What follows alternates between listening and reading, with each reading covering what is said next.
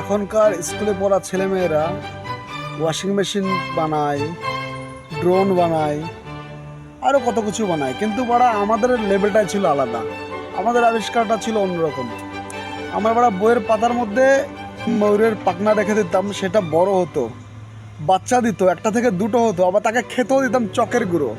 আমাদের সময় লেভেলটা আলাদা ছিল। কলমের শীষের থেকে একটু কালি বের করে জলে ছেড়ে দিতাম, সেটা রকেট হয়ে যেত। রকেট রকেট যে সেই আবিষ্কার না, রকেটও আবিষ্কার করে ফেলতাম আমরা। হ্যাঁ, আমাদের লেভেলটাই আলাদা বস।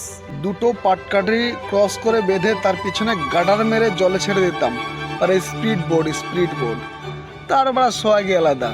কি স্পিড চলতো সত্যি সেই দিনগুলো। আর এখনকার ছেলেপেলেরা mobile game, free fire, PUBG, আরও কী সব খেলে বুঝিও না।